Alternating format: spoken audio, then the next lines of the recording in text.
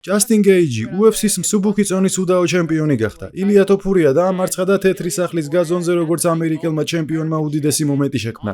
მაინტერესებს ამ ყველაფერზე რა რეაქცია გქონდა? რამდენად ელოდი რომ ბრძოლა ზუსტად ასეთი სცენარით წარიმართებოდა?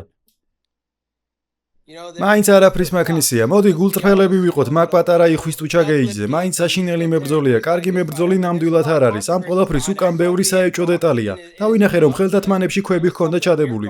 აშკარად რაღაც უცნაური ხდებოდა, რა გითხრა. შეთქმულების თეორიების არ მჯერა, მაგრამ ფოტოები ვნახე. ხელის სახვევების ფოტოები ვნახე და სრულიად განსხვავდებოდა იმ სხვა სახვევებისგან, რაც კი UFC-ს ისტორიაში ოდესმე მინახავს. ასე რომ არ ვიცი რა ვიფიქრო.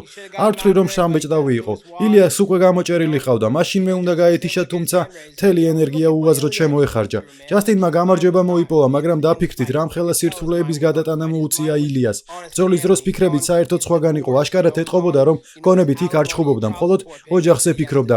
განქორწინებაზე იყო გადართული, იმაზე ფიქრობდა თუ რამხელა ალიმენტის გადახდა მოუწევდა, ამიტომ ილიას მართლა თანავუგრძნობ. ყოფილ ცოლთან უმძიმესი დაშორების პერიოდს გადის, თან ეს ყველაფერი საჯარო გახდა.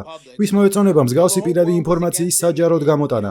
მთელი სამყარო მის წინააღმდეგ იყო განწყობილი და რეალურად ურთულესი ბრძოლის გადატანა უწევდა, ასე რომ ჯასტინი მაინც არაფრის მაქნისია.